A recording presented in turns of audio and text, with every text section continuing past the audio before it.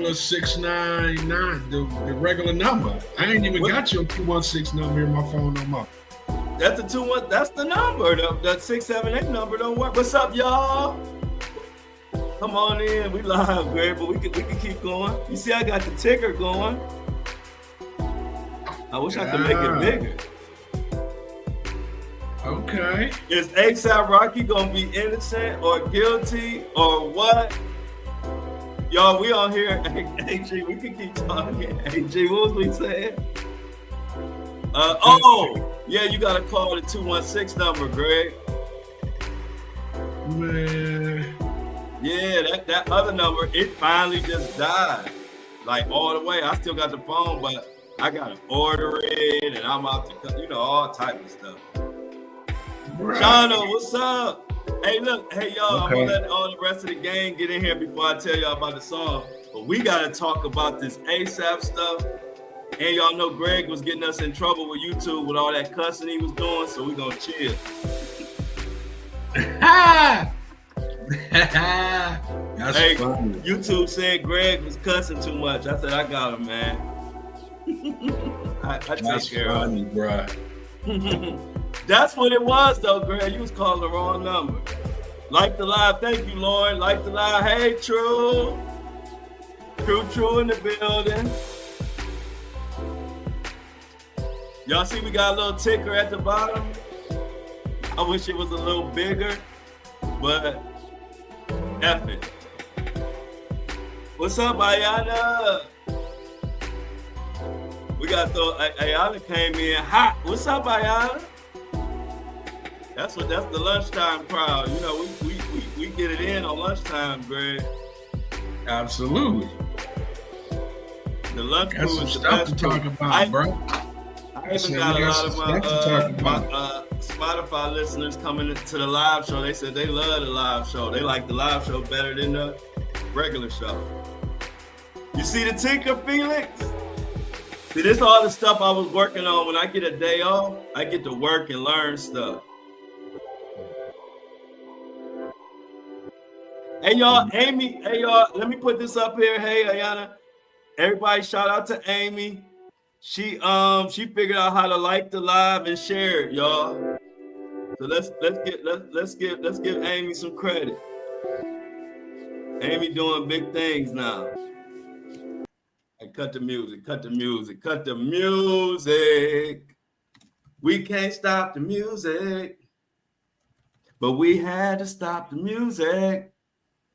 So Greg. Yes, sir. Let's So what you want to do? You was calling the wrong number. Y'all in a minute, we in a business meeting, so y'all catching it. Hey, look at the chat blowing up. Everybody coming in for lunchtime. Hey, Greg.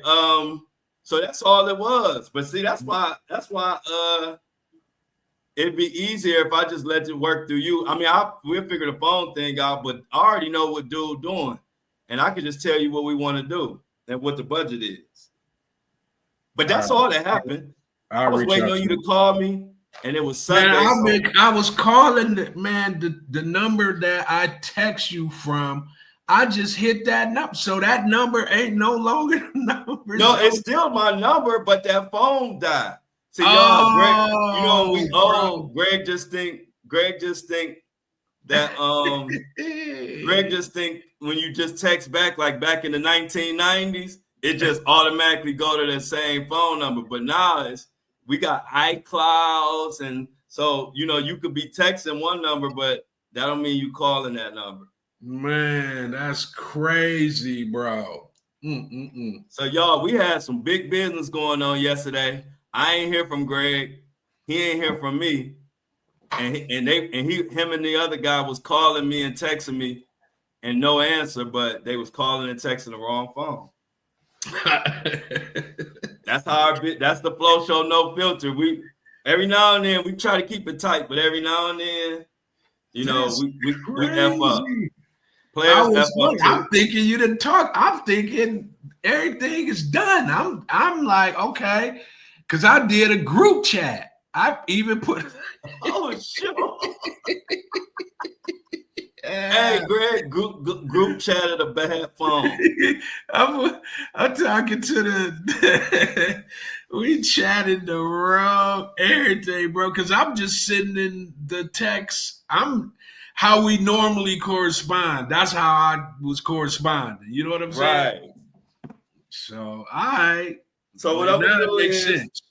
hold on, Greg. I'm about to text you right now while we live. I'm just gonna say yo, and I'm gonna see, or two. I'm gonna see where that goes, and if you can text me right back on that, that should be me. But I just text you too.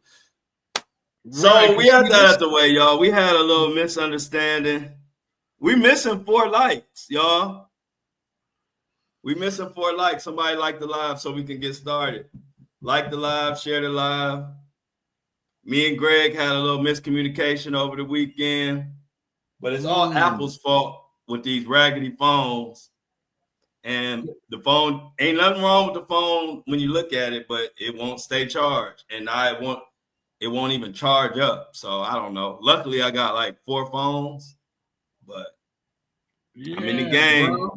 This is totally different because this is like whatever, bro. You got it. So did you get that text I sent you? I got the text, but this ain't what we've been on. Is my point. See, you know and that's what I'm saying. This probably, you know what happened, Greg? Probably when I was calling you, it probably showed up in your phone as the same, like it was just the same number, but it wasn't because that phone you talking about, I ain't even been able to use it in 3-4 days. Oh, bro. Yeah, because it died on me. It completely died about 4-5 days ago, 3-4-5 days, something like that, like Thursday. Bro, the last thing I got from you was Sunday at 5:56 saying that I called you by mistake, bro. That's the last. Okay, and that was from the phone I just hit you with. The other phone didn't work. Oh, well, thanks for sharing the link, Ayana. All right, man. We'll talk about it. Let's get started. Yeah. What you got on the docket, Greg? You want to talk? What you want to talk? You want to talk Jay-Z? You want to talk All-Star Game? What you want to do? We did Jay-Z and All-Star kind of heavy. We can. Let's go to the chat. Where y'all want to start at? I want to start wherever the chat want to start at. We got what you got to say about the Jay-Z Bucks beat? We did it for 2 hours. I saw an hour. No, we're gonna talk about it. I just want to see if it's something else that they want to get to first. But we're gonna talk about that. I got something juicy. Go ahead. And then I go start off with what you got juicy, Greg, and then I'll go to the chat and see what they want to talk about. All right. So allegedly, let's put that out there first. Mm-hmm. Have you heard that Obama and Michelle might be heading the divorce court? I've been hearing that for months and months now. But when I was believing it when I was hearing it anyway, and so I guess it's picking up steam now, but I've been hearing that for months and months. Man, well, I must have been in the dark because no, you can touch on it. No, it ain't because it's really been, me, I be just deep diving in certain stuff. It ain't really been like in the public, but I got a couple of little blogs that I followed that kind of brought my attention to it. And then when stuff happened where I'm gonna give you when I really knew something wasn't right, I had already known about it, right? But then when Trump was elected, on his inauguration, Michelle Obama didn't go to it with Barack. And I think I talked about this on my podcast. I said, or I might have made a post, but I said, they framing it as she not going because of Trump. But Greg, and everybody in this chat know Michelle was always on Barack's side. I don't care where they was going. And so I had already been hearing the little rumors and rumbles, and I just had put them in my back pocket. But then when she didn't go to the inauguration and the media was trying to say she wasn't going because she didn't want to support Trump, I was like, I don't know about that, because the Michelle that I knew, and the Michelle and Obama Barack situation couple, as I know it, she would always been there with Barack, no matter if Trump or whoever else was becoming the president. So go ahead. But that's when my antennas start going up a little bit like, wait a minute. Yeah, I see a lot of smoke. It might be some fire.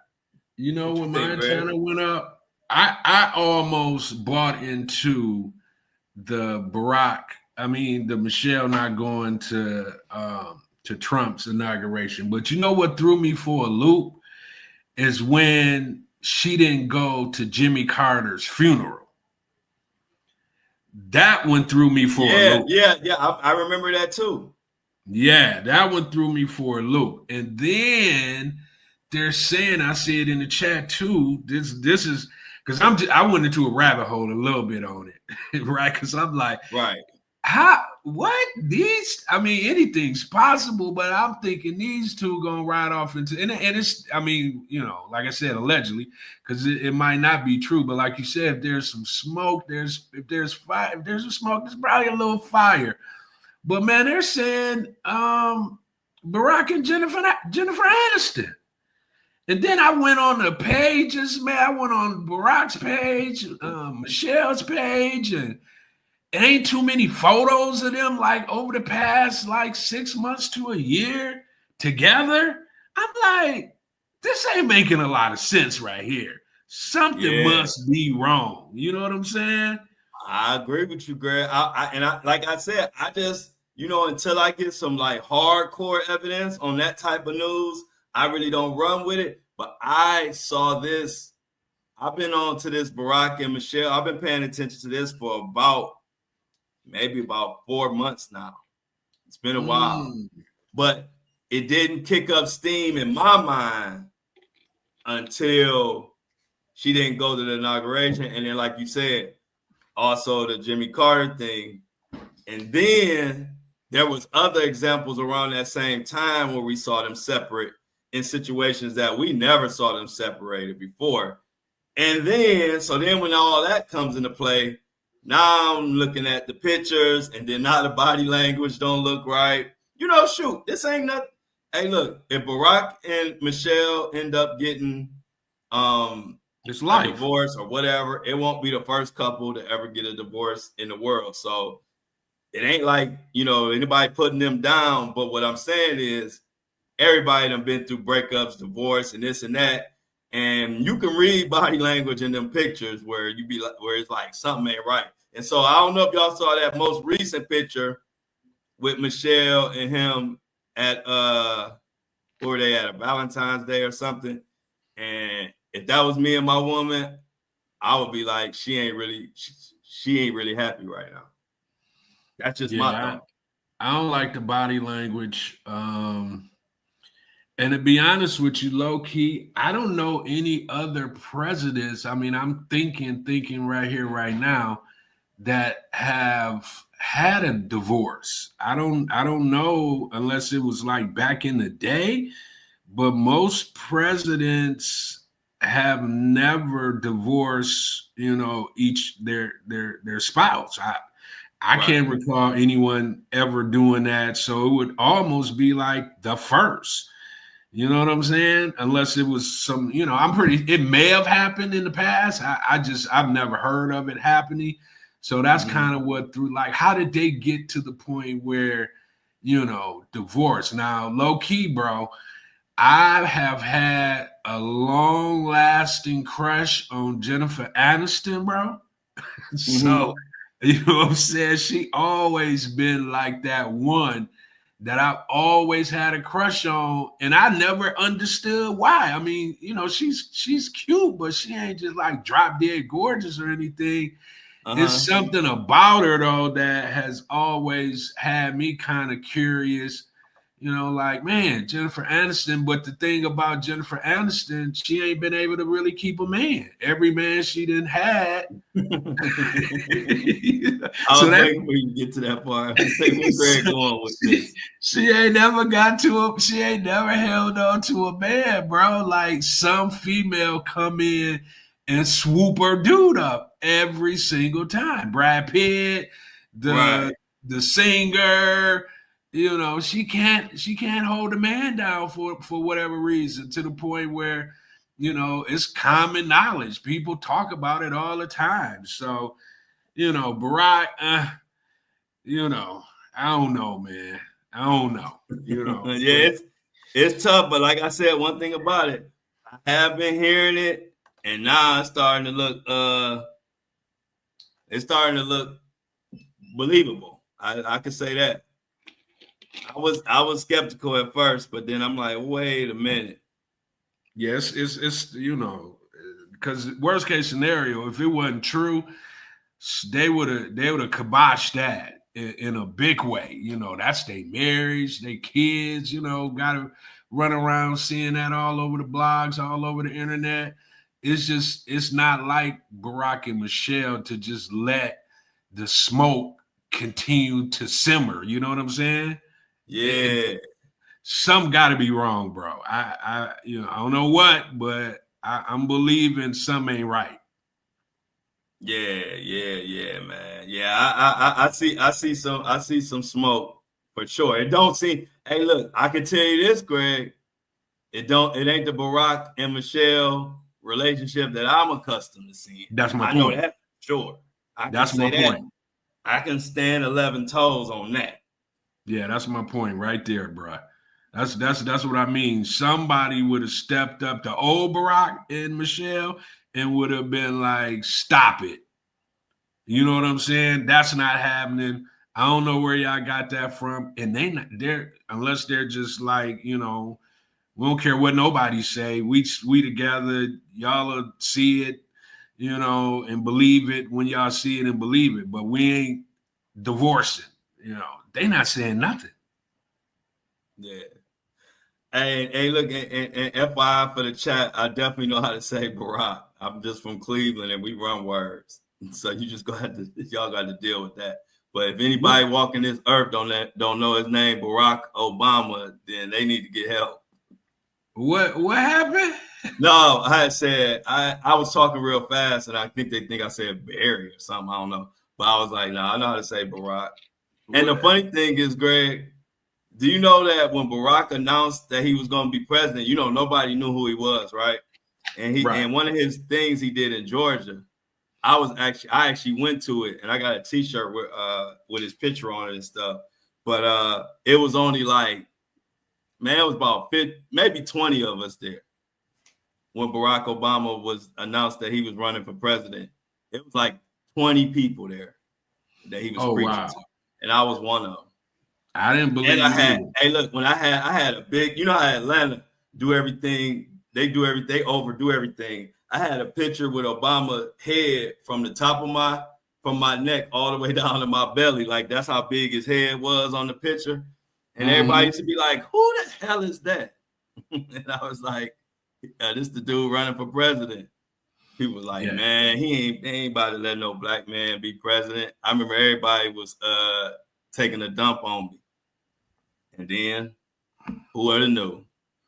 Listen. 2 years later, I didn't believe it either, bro. You know when I believed it, and I kind of started paying attention, is when he went into Iowa and won that caucus.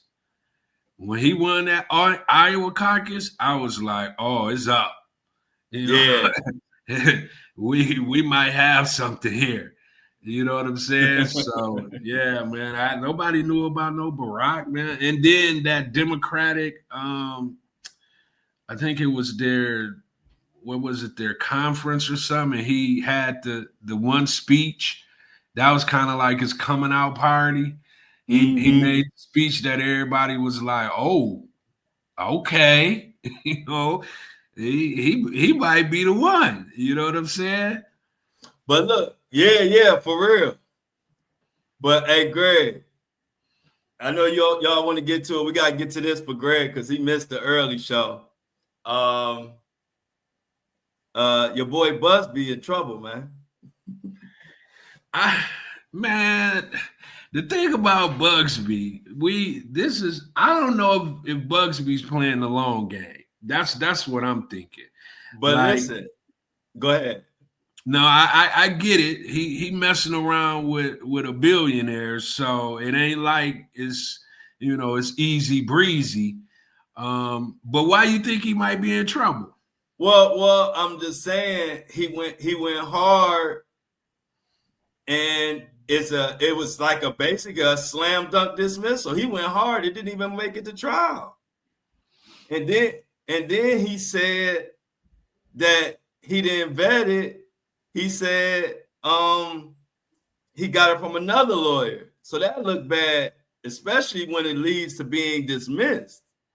So I'm just saying if it was Greg Busby, if it wasn't Tony Busby, if it was Greg Busby, and you've been hooping and hollering about this thing, and you bringing on all these accusations, and the one as far as the biggest one that gets seen, it's a dismiss. It didn't even go to trial, and you say, "Oh, he cleared his name." Man, that don't look good for you, Greg Busby. They're gonna be looking at your cases a little harder now. That's all I'm saying. He just made it 100 times harder on himself now. Yeah. Because of the fact that he didn't even vet it himself. That's the part I think people not realize. It's one thing to not vet it yourself and then you still come out on top. The old saying, no harm, no foul. You know what I'm saying? But when you take a serious case like that and throw out those accusations, no matter what happened in the back office, because let's say behind the scenes, let's just throw this out there. Let's say behind the scenes, Jay-Z and Busby worked out a deal, right? Let's say that happened. Let's throw out that scenario. Let's say behind the scenes, they worked out a deal, whatever. It still hurts Busby credibility. It don't do nothing but help Jay-Z, but it hurts Busby credibility to know that we've been, us, you, and everybody included, been hooping and hollering and doing everything we can to stand behind them.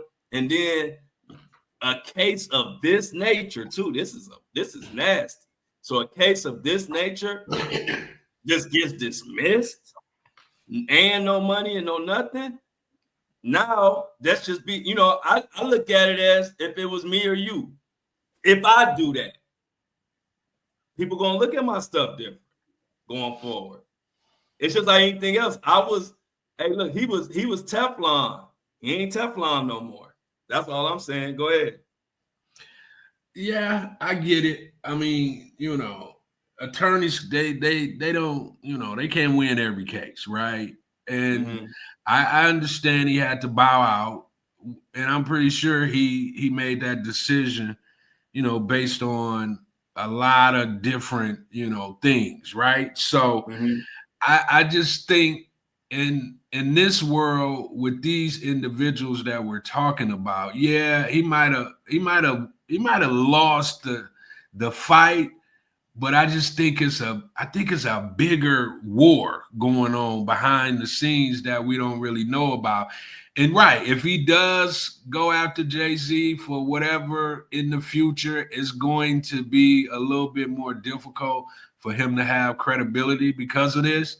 But at the end of the day, if he has something behind the scenes that we don't know about in regards to a Jay-Z, Busby ain't really caring about what we're thinking about in regards to his reputation. That's cemented, solid. You know what I'm saying? It's just, he ain't that type of dude that's I just can't believe he's worried about, what the public is thinking about him, like, not going he is worried because he does worry about the public because he turned his comments off on Instagram. Oh, so, you don't do that unless you're worried about public. So we can say he worried about public. Well, he don't like losing. Comments off. You know what I'm saying? He don't like losing, and he probably understand what's gonna come behind the fact that he lost and who he lost against.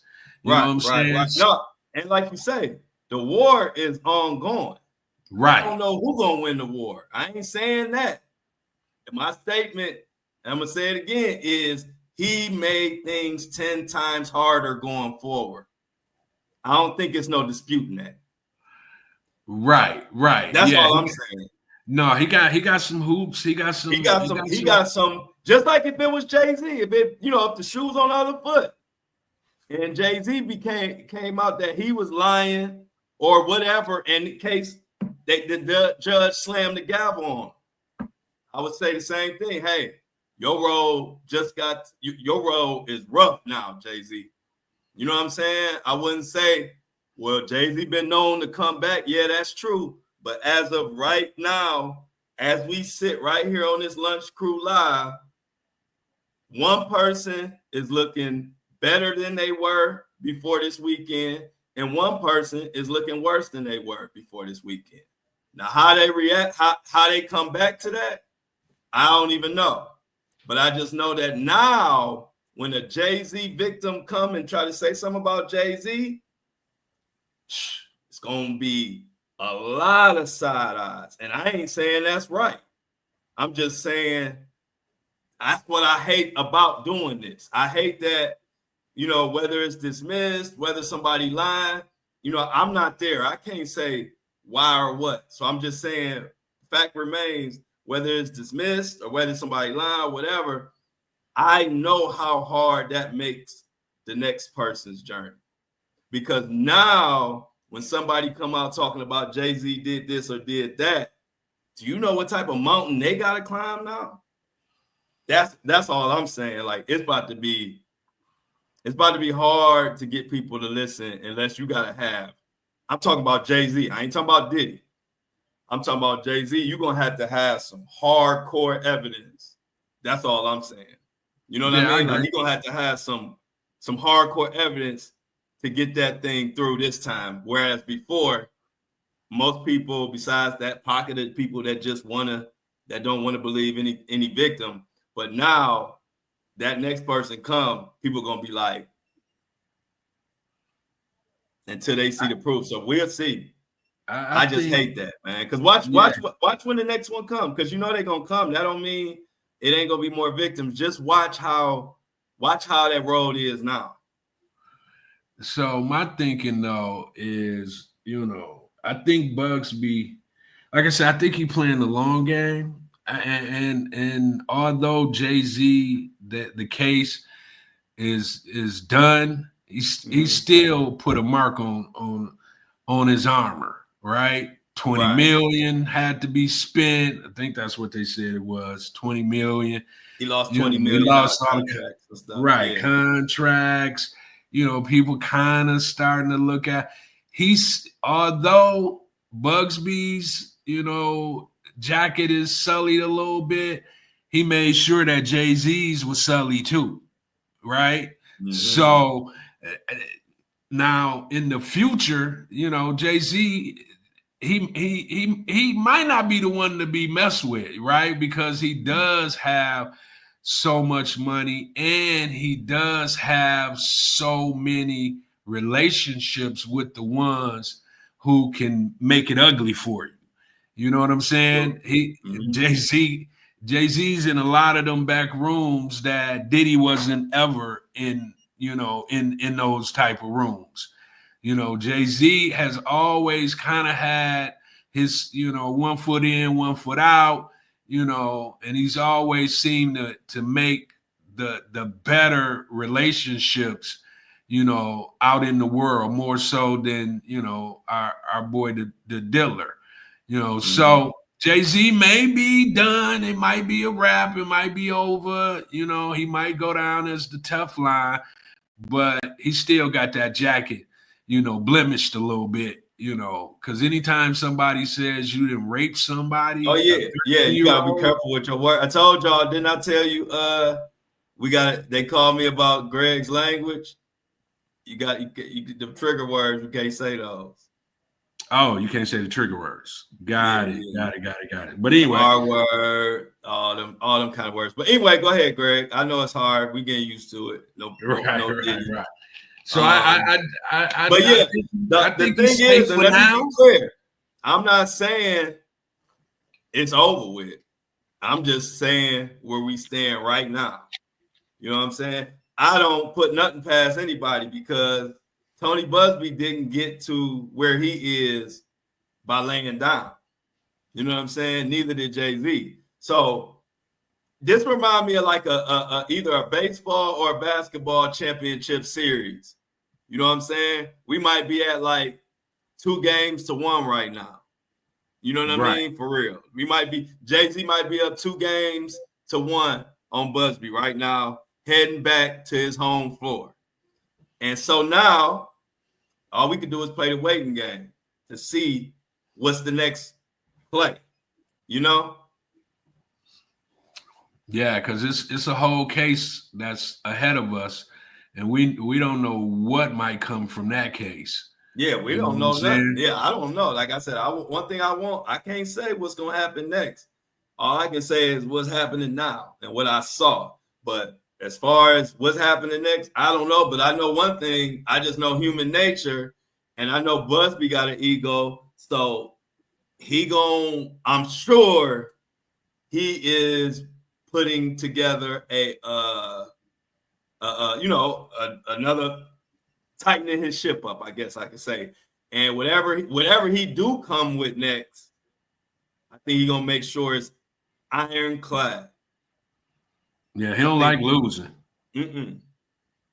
You know, he don't like losing. So and he looking back. That's what I said. So sometimes, not you though, but I'm just saying sometimes in general, people mistake you calling what's going on in front of you as like the end all be all. Like, nah, ain't. I don't know. This thing been going, like I said from the beginning, it's like a heavyweight match.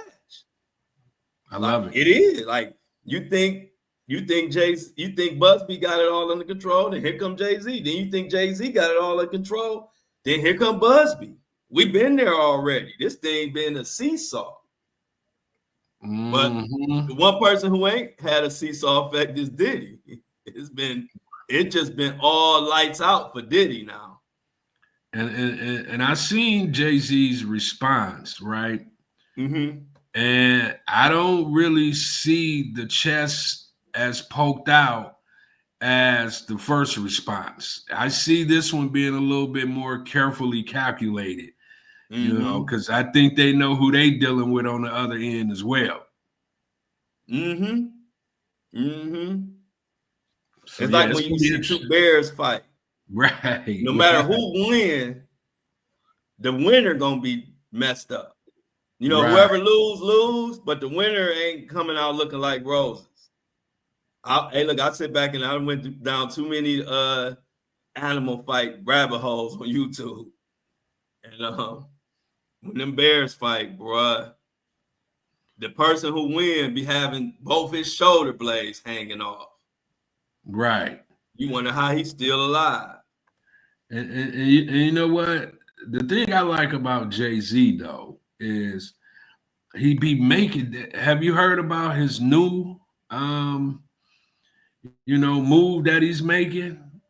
What's the new? He always got his hands into something that's going to, make a monumental, hit in the industry. So, Jay-Z has partnered with a South Korean platform. Did you hear about this?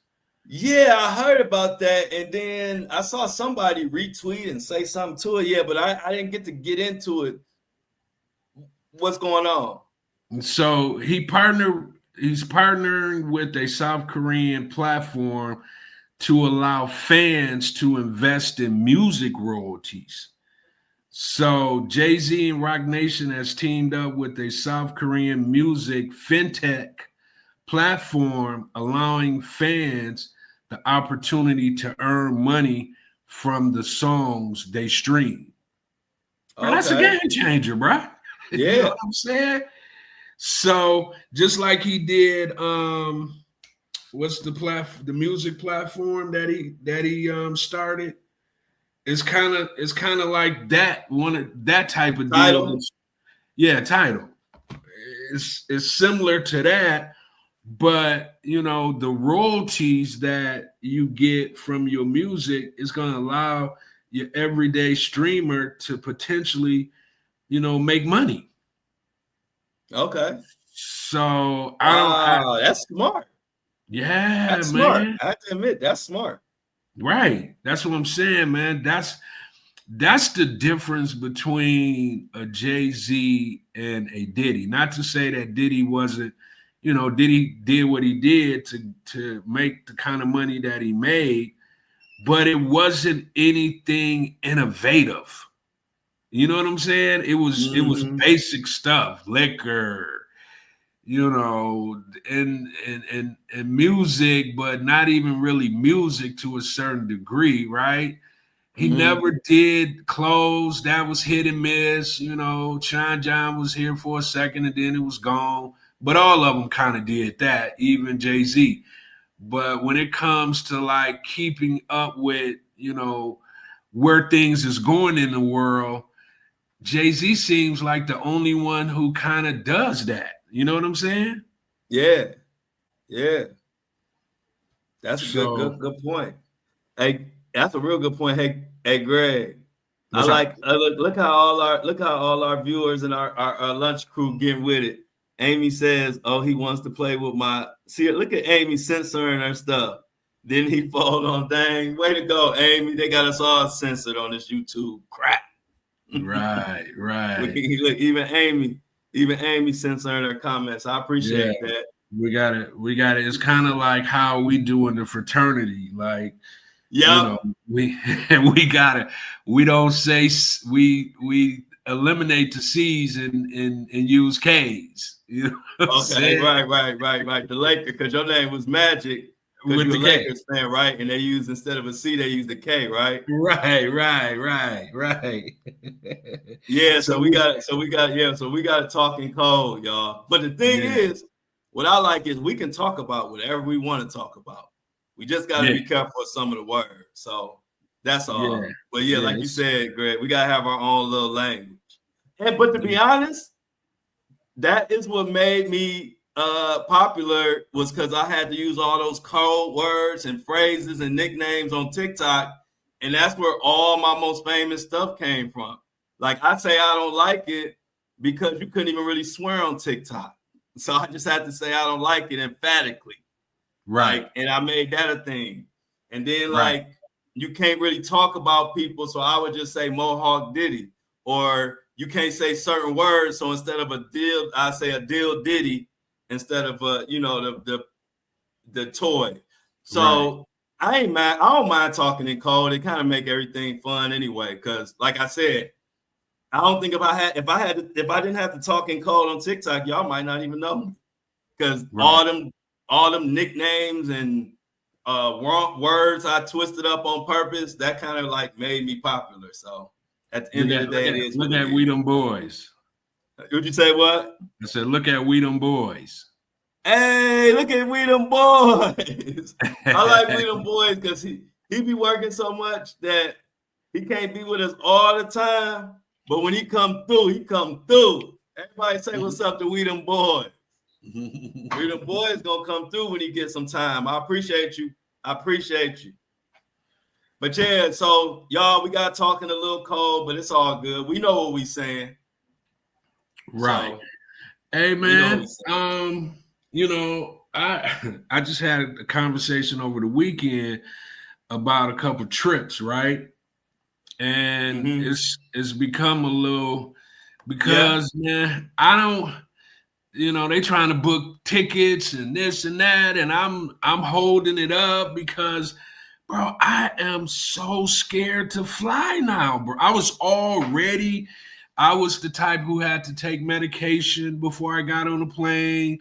I had to, it's a whole thing, bro. I had to, prepare myself the night before. When I get on the plane, it's crazy, man.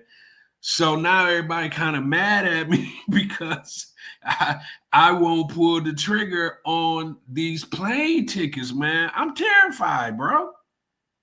Terrified. Where you go? I think, Flo, you stuck. Where you go?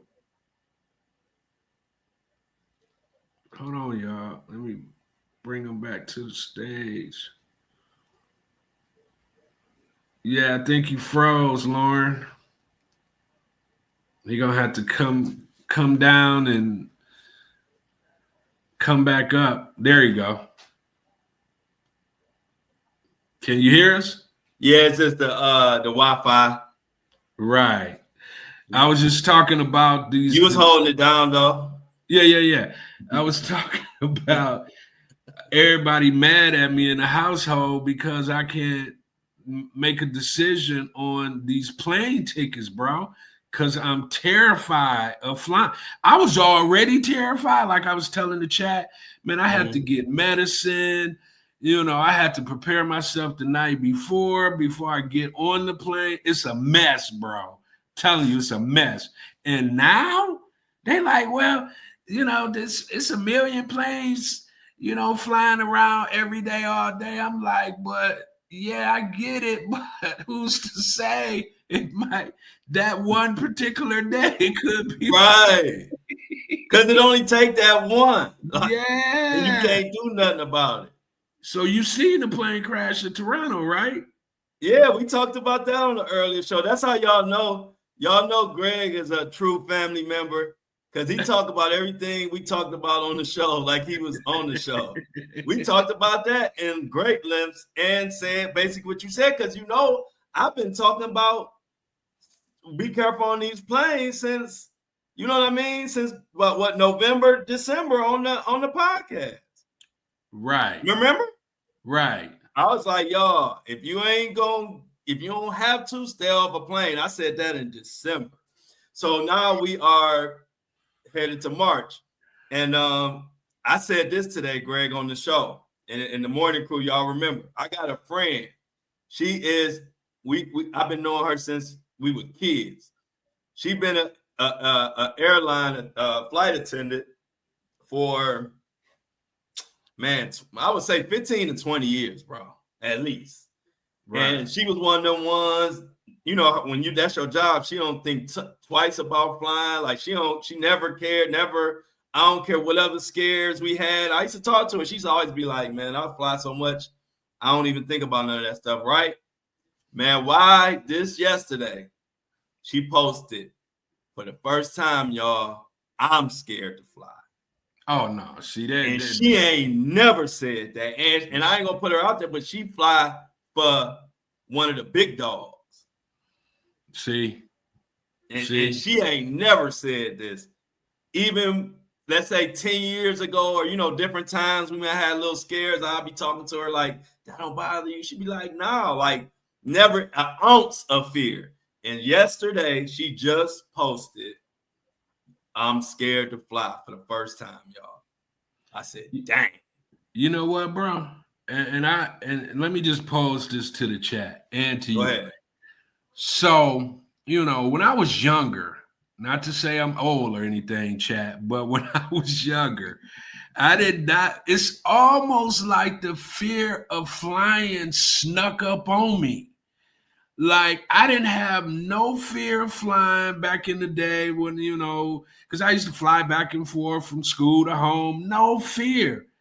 And then all of a sudden, man, it snuck up on me and I couldn't get away from it. I've been scared to death for at least a decade of flying, bro. At least 10 years. Man, I see it sounds like I'm just being a little nonchalant about it, but bro, it's a thing. I'm telling you, it's fights in the house right now amongst family members because I'm holding up the trips. Oh, because you don't want to fly. Because I don't want to fly, bro. Well, when you went to Miami, you flew, right? Scared to death. Okay. Oh, it was one of those two. I get you. No, I get you. Yeah, bro. I get you because the thing is, once that fear get in you, it don't just go nowhere. Right. Because now it's there. You like, man, this is we thousands of millions of miles up in the air. If any little thing go wrong, it's over. Man, I be having some of the craziest thoughts in my head up in the air flying, bro. If I could just let you in my mind when we on that plane, you would be like, man, let this dude off this plane, man. But that's not the only fear. You know the other fear that I have, bro, is deer. Hitting a deer. Oh, okay. Oh my God, bro. That fear right there, man. Ooh-wee. I don't even like driving at night, man. And where I live at, like it might be some deer in my backyard right now. You know what I'm Oh saying? yeah. So they're everywhere, man. So every time I'm driving at night, that fear is right there in the forefront of my brain, man. So I'm looking around. I got my high beams on.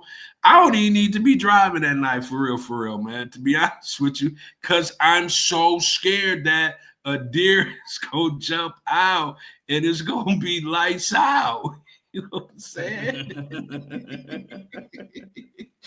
Well, yeah, I man. feel you know I used to live in an area with those deers and stuff too, so I know what you talk about, especially on them back roads. Right. When they could just jump out and there's really nothing you could do about it.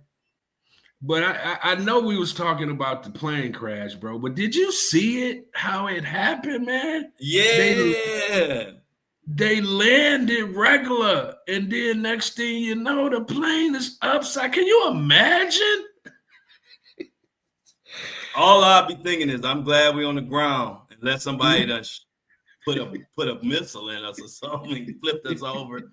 But I'll be glad I'm on the ground. But they said they were hanging like bats. Like bats. That's crazy, man. That's crazy, bro. So yeah, bro. Like bats. Yeah, hanging like bats. That's what they said, bro. My bank account gonna be hanging too after I get through with that airline. Oh my goodness. I ain't gonna have to do nothing for the rest of my life but hang like a bat. Right. Be like, they gonna come in the house and say, "Why Flo upside down? He got 100 million." Right. He just right. Upside down.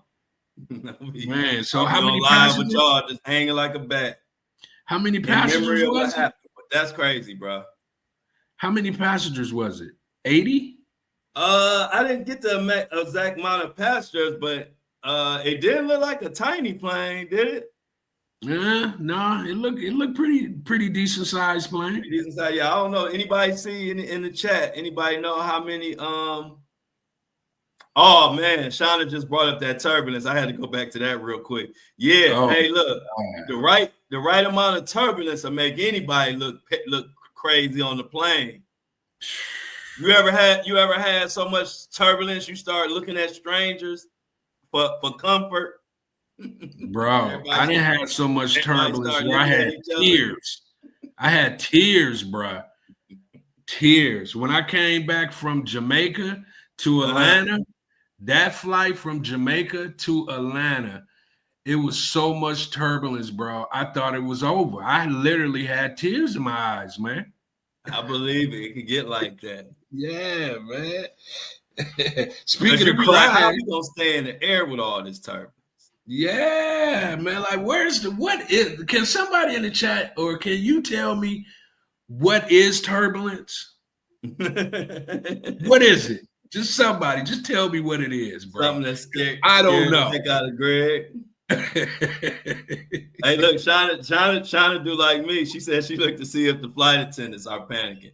Yeah, if they start panicking, that's when it's time to jump out the window. Right, that's a good point. Mm-hmm. But if they look normal, then I'll look normal. Yeah. Even though you like this, you be like.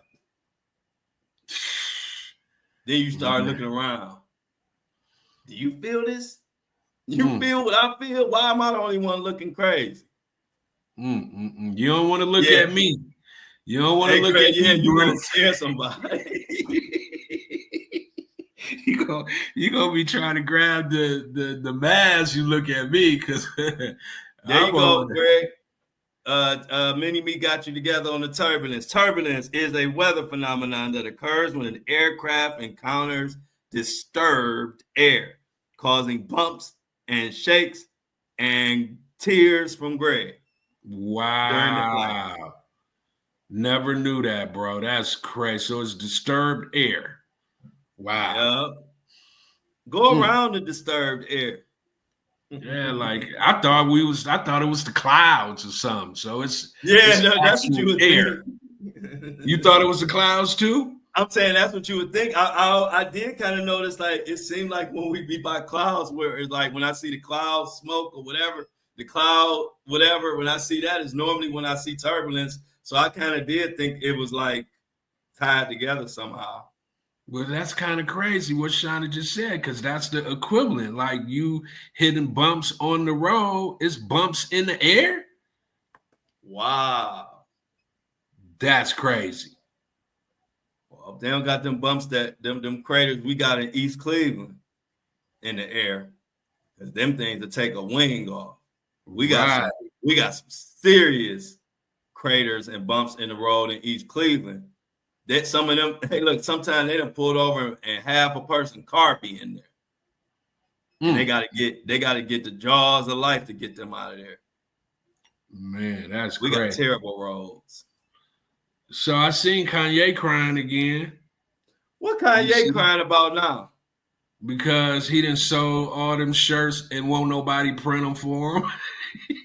Wow. Oh, that's what he was talking about when he said won't nobody when he said something about his shirts. I thought he was talking about because he couldn't sell them. I didn't know he was saying because won't nobody press them up. Nobody will press them up for him, bro. So he done sold shirts and can't get nobody to print them. Wow. That's crazy. Yeah, and the thing is, he can't just go to anybody like we can because I'm sure he got 1 million orders. Right. Or something crazy. You know what I'm saying? So when you look at it like that, he only got a certain amount of press up people he can use. Right. So but at this point, somebody gonna be as loudmouth as Kanye. Why don't he should have all that equipment? Nah, man, he ain't got that kind of equipment. Well, I'm just saying going forward, he might need to get it. Yeah, if he gonna be doing this kind of craziness, absolutely. He needs to just get a whole warehouse because ain't nobody messing with Kanye. And hold on. Look at Mini Me. Mini Me be having some I'm gonna go to Lauren too, but real quick. Lauren says Ye made $40 million off those shirts. And of course, they took his site down. Ayana said they took his site down, sure did. But somebody said Bianca exposing them, Greg. Mini Me said that. What's she doing? That? Yeah, Mini Me, fill us in on that. Fill us in on Bianca supposed to be exposing Kanye. I didn't hear about that. I wonder what she exposed them for. Mini Me, put us in the chat. What's going on? Or anybody that know what's going on between Bianca and Kanye, please throw it in the chat so we can start talking about it. I didn't know that, man. So it might be true that they might really be divorcing for real, right? It might be true. If she doing some exposing, she probably setting up for the payday. the walk away payday.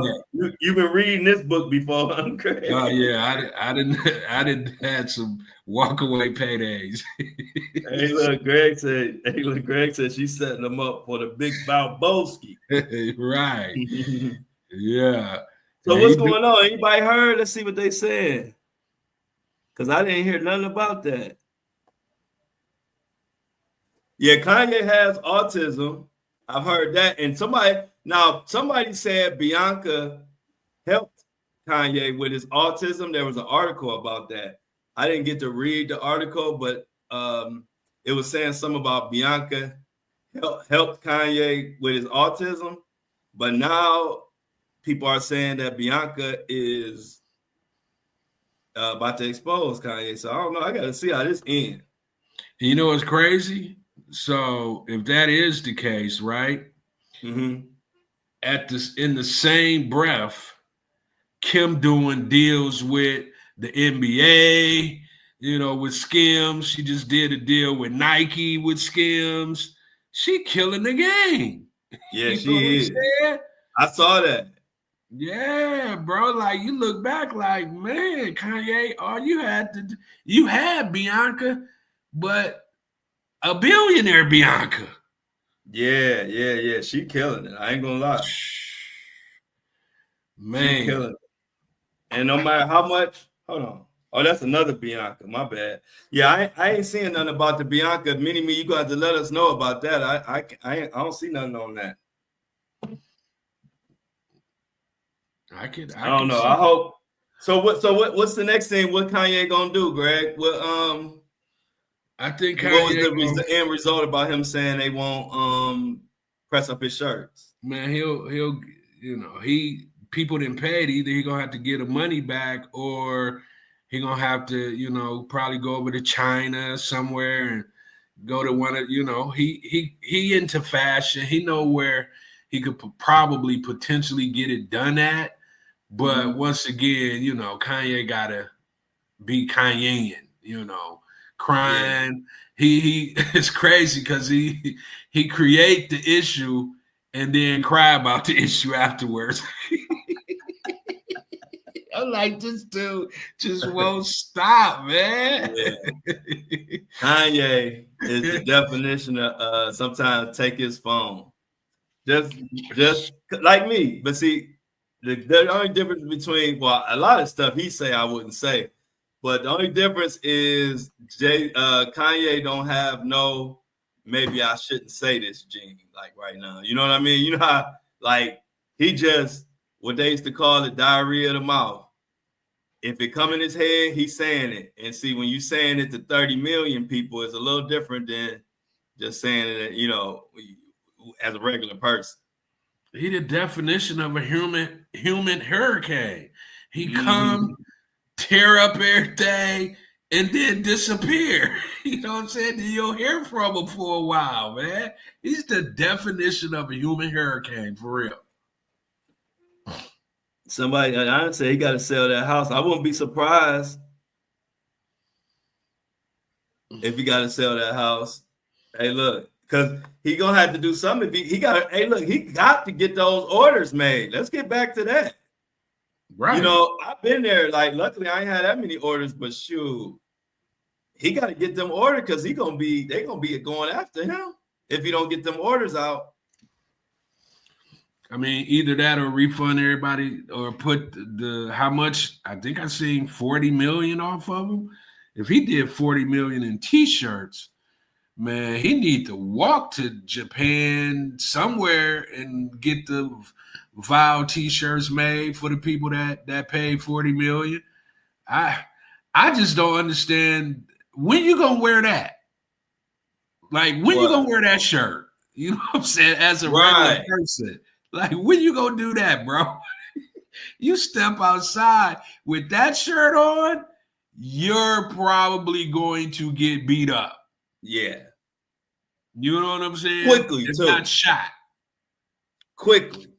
Yeah, man. You got that. That's, I mean, Amy said Buzz be coming for the shirt orders.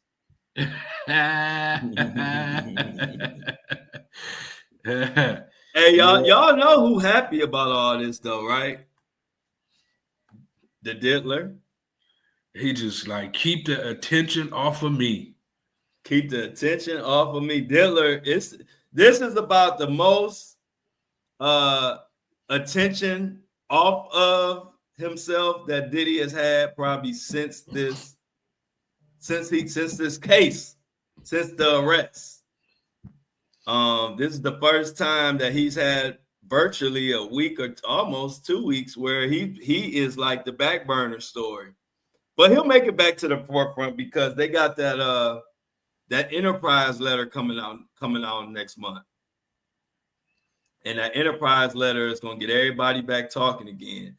And what Jay-Z is doing, which is smart, is he clearing his name. And I think Jay-Z is hoping he can be 100% clear by the time that Enterprise letter comes. So, because if that Enterprise letter come and it ain't got nothing to do with Jay-Z and Beyonce, which it probably don't, but we don't know, or nothing, none of they people or nothing, then I think Jay-Z gonna think he could kind of go right off into the sunset if he could make it past that. I'm thinking if he clears, if he can clear his slate before that come out, because he really trying to leave it all on Diddy. You know what I mean? He trying to leave all the focus on Diddy and Diddy alone. I would too. Exactly. So we'll see how when that Enterprise letter come up, that's gonna be what's gonna recharge this Diddy case. Like once that Enterprise letter come out, that's gonna be way more names named, more witnesses named, and the people who actually helped Diddy do what he did, do whatever he's accused of doing. They all gonna be a part of that letter, and a lot of the people who's supposed to be in that letter already said that they will cooperate. So that letter about to stir up a lot. You know what, man? I'm just, you know, with the new administration, and they're, bro, if they do everything that they're saying that they're going to do, the world would never be the same. You know, as far as exposure, just opening up and showing us what we've all, you know, everybody wanted to know, like what's going on with the Dr. Martin Luther King Jr. assassination. What's going on with the Kennedy's assassination? The letter from Epstein. They're getting ready to expose all of that, bro. The UFOs, all of that. Unless, you know, the higher ups come in and kibosh it, but the higher ups are the ones who said they about to expose it all. Hey Greg, you turned into a Republican. No, I'm not, bro. No, I had to mess with you. No, I had to mess with you, Greg. I had to mess with you because this is so real. You know, I keep it real. Like, I don't hold no punches. Check this out, Greg. The way this world works, you can't even, like, certain people, you can't even say if this thing that Trump do work. You can't even say that. Like they will cast you as a Republican. It's crazy, man. That's why I don't even, I mean, like, you know, we gonna talk about everything, but politics, not what we talking about, but I'm saying like the real political world, man, that world is worse than the dope game. Like, just what you just said, Greg, all you said was it might work, or all you said is if it worked, it's gonna change the world. It's a group of people that will unfollow you for saying that. Oh, wow. That's how bad it is, bro. Yeah, I get it. That's why I was cracking up when you were saying it. I'm like, it's crazy. You can't even say that to a lot of people, or they're gonna run with it. Yeah, but man, just imagine, like, what are those same people going to say when it happens? Nothing. They're gonna run. They don't. That's what they do on this internet, man. They troll you, and then if you right, you just don't never see them again. They just go troll the next person. That's crazy, man. They don't want to troll us. We the wrong ones to be trying to troll. Oh yeah, I'm good. If anybody know they've been following me, I'm known for my comment clapbacks. Like, I'm known for that. If I see a little comment, if I catch one, I like to hit a little smart. I've been a smart aleck. I just ain't that type. But if somebody want to troll me, my brain work really fast. My comment come faster. Sometimes my comment come before they comment. It's done loading. I already got my reply. Right. But yeah. But you're right though, man. It's crazy. They definitely doing stuff, I'll say, unorthodox. You know what I mean? Like, they going in there and they going all the way against the grain. All I can do is sit back and see what happens. I'm never gonna root with that old people who say don't cut your nose and spite your face. I can't root against them. You know what I mean? This affects us. So I'm sitting back and seeing what the heck happens. You know what I mean? I can't wait. I'm sure I'm sitting back like exactly how you said. I ain't on either side. I'm just in the middle watching it all, and I can't wait to see what's getting ready to happen. You know what I'm saying? Like, right. I want to fast forward to 4 years, like right now. You know Right. what I'm saying? Hey, for real. Hey, look, I'm like, I ain't know. Hey, look, I give whichever one, whether it's the Republicans or the Democrats, I'm on their behind. So to me, it don't make a difference which one it is. Right. My job is to be on their behind, no Diddy. So I like to sit back and just watch and observe. Hey, give credit where credit is due. Take away credit where credit ain't due. That's what I do. Yeah, man. I just was seeing some, man, some more money missing from Biden and them, man. I can't even. I can't. Hey, You know what I'm saying? Greg, a Republican, y'all. I'm saying. I think Biden and them got some more billions that they did something with, and don't nobody know where. I think it might be Ukraine this time. Well, we talked about Ukraine. Remember, that was the 100 billion or something. Yeah, that came up missing. So we talked about that, but I've seen some more money. I know what you're talking about, but I don't remember. It wasn't Ukraine. It's some more money that they saying was missing. I know they talking about the Social Security, whereas people that's 130 years old getting Social Security right now. Yeah, that's Elon on their heads about that. So I'm just watching, y'all. Yeah, I'm watching too, man. I can't. Hey, look, Shauna said, stay in the chat says you working for Elon. Yeah, y'all, this the Elon. I knew Elon was gonna infiltrate my movement. No, they say Greg working for Elon. Yeah. No, I ain't working for Elon, but I'm watching him real closely because he might be the exposer in chief.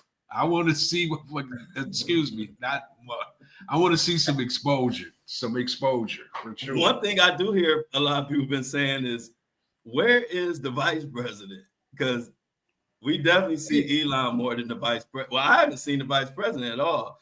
Even Trump was just on like CNN, not CNN, one of those news media channels. And guess, yeah, Elon. Look, the first they were showing Trump and the lady was sitting down talking to him. Then they panned out and Elon was right there. Then they started talking to Elon. I say, hey, love him or hate him, Elon got so much money he gets to just hang with the president, whoever that is. Like Elon got that much money. Yeah. Why is he there? Because he got 450 billion. Yeah, that's why. You can't kick that person out the room typically, right? I was cracking up. You can't keep him out of the room. I'm like, where is the vice president? We the boys. Slide the Tesla on over here, man. I'll whip for sure. Hey, look, y'all. I was one of the first people in America with a Tesla. A lot of fun facts y'all don't know about Flo. Hey, tell them, Greg. Yeah. I was one of the first people in America with a Tesla. That's why I always be laughing when I'm just on the news, keeping it real, and then somebody who, let's say, for example, an Elon Musk fan, be like, I think, what you got against Elon? Why you being so hard? I'm like, I don't got nothing against nobody. I'm just talking about stuff, what I see as I see it. But that same person don't even know I was the first one of the first people in America with a Tesla. I knew about Elon Musk when we didn't even know what he looked like. Facts. Like I was I follow everything and everybody was going on. So to think I'm against Elon, I'm against whatever's going on that I don't like. That's what I'm against. But I don't take it personal to people or have no personal vendetta against nobody. That's just not even my style. But it's just always funny to me because I'll be reading the comment like, this person don't even know I was one of the first Americans to even support Elon Musk. And I ain't had a baby Tesla. I had the one that cost $100K. The Tesla S, all white. So facts. I'm the last person to say I'm hating on anybody. I actually had a Tesla when nobody had. We don't even really. No, you're facts. But at the end of the day, we don't even know how. Man, we so real. We don't know how to hate on nobody. Yeah, I don't know that. We're just gonna continue to be some some truth tellers. Either you accept it or you don't. Exactly. I'm hard on myself. You know what I mean? I'm hard on me. So they're still gonna be hard on whoever I'm talking about, or question them or ask questions. But I ain't one of them people that have a personal vendetta or personal feelings against anybody like that. I judge and I give my opinion on what they do or what they're doing at that moment. If I don't like the way Elon moving, or if it seemed like he just gorillaing it too much, I'm gonna say it. That don't mean I'm hating on Elon Musk, because I don't think like that. He might heal the world. He might find a cure for cancer tomorrow. Yeah. So I don't know what you're gonna do tomorrow. I just talk about what I seen you do today. That's all I do. I don't have those. I just don't have that bone in my body to be hating people or have a personal thing against people like that. I don't have it in me to do that. Go ahead. No, man, it's just fun talking. I mean, because it's so, the world has been such a cookie cutter type of world for as long as we've been in it. And to just kind of see something different, like we said, we don't know what the end result is going to be, but it's just different. We ain't seen different. I've never seen different since I've been here on this earth. It's been the same playbook, just different individuals in those, positions to play that playbook. And for the first time, we seeing a different playbook. So it's interesting. Mm-hmm. Yeah, hey, look, I heard that. I'm glad I ain't driving one no more. Many said people getting death traps driving them Teslas. See, one thing about Flo, I know when to get in and I know when to get out. It's funny you say that. My neighbor has one. It's funny that she says that, because I was just shoveling snow and my neighbor has a Tesla, and he made mention that somebody wrote something on the back of his window because he was driving a Tesla. Wow. I ain't gonna say what they wrote, but it wasn't. Say it. Wow. Yeah, it was crazy like that.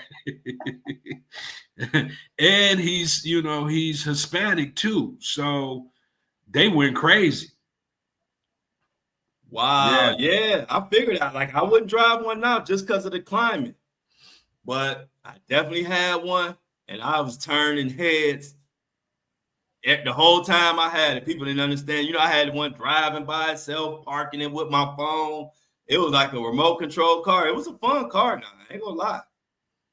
It was definitely fun, and it was definitely fun moving it with nobody in and creeping people out. That was a fun part about having a Tesla. But I would just say that to say, y'all, I don't hate on nobody. I tell you what I feel about something at that moment, about what they did, and then I move on. So that's just my style. Like, I don't, because you never know man, I'm a comeback kid. Greg, come back. We all done came back from something. I can say that without even knowing y'all personally, and know that everybody has come back from something. So for me, I've come back so many times. I don't never judge nobody exactly on what they did right then and there. I'll speak on it truthfully. But in my mind, you have a chance to make up for it or do something, whatever. So I'm going to give you that. But I'm going to give you the truth on this right here that I don't like that you did. And that's how I do. What you think, Greg? No, I feel the same way, man. I mean, I've always been that type. No matter what circles I'm in, no matter what I do, I've never been the fake. I don't even know how to do that. It's in our DNA. Maybe it's the people that raised us, our parents, our uncles, aunts, they kept it real. So I've always kind of stuck to that motto of, you're safer when you're telling your truth. You know what I'm saying? Yeah, exactly. I tell people that all the time, Greg. I'm glad you said that.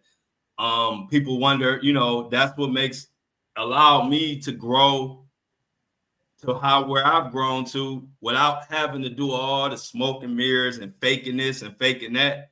because I've been doing it like this from the beginning. I never tried to, use no fake game or smoking mirrors or fake it till you make it. I never did none of that. So what happened was it might have been a harder road at the beginning because I wasn't using all those extra props and all that extra like glitz and glamour stuff to make it look like something. But once I got rolling, all I had to do was just be me to keep going and keep growing. And so, like you said, Greg, when you live in your truth, when I come on here and I tell y'all exactly how I'm feeling, exactly how I am, shirtless, whatever, with a headband on, where I'm just comfortable, that's so much easier than every day I got to figure out what I can say, what I can't say, what did I say last time. I don't got to do none of that. All I got to do is wake up in the morning, cut this camera on, and tell y'all exactly how I feel. I don't got to get all glammed up. I don't got to get all button, suit, and tie and all that. I can come just like this. Why? Because I've been truthful from the start of it, and I'm just going to remain myself. I don't care how big this gets or how big whatever. It's just so much easier to just tell people how you feel, exactly the truth. It's so much easier, man. So much easier. I agree. You got some honey, Greg? Yeah, I got all that. Hey, y'all, get Greg together, man. You need some honey. What else? They said some lemon. I got all that. Lemon. Hey, look, Greg need honey and lemon. Is that it, Mini-Me? And see, I don't think they understand like the climate that I'm in, because like today is 0. When I left out the gym this morning, it was 0 degrees outside, bro. When I got in my car and cut it on, it was 0 degrees. And they said tonight is gonna be below 7. So it's hard to get better when you're in this weather, you in and out, you're active. It's just tough, man. So it's like an ongoing process until, the weather straightens out and we get to spring, and summer. But wintertime, it comes with the territory, man. Born and raised in Michigan, so I'm used to it. Yeah, it's just how it goes. So it's Mini-Me. You trying to say Greg's cough sound nasty? You don't want to hear it? I didn't want her to hear it. No, just she ain't got to say it. I meant to hit the mute, but I was mid-conversation. That's what she was trying to say, y'all. That's what she was saying. Mini-Me said, man, we don't want to hear all that. Right. If I wasn't in the middle of saying something, she wouldn't have heard it.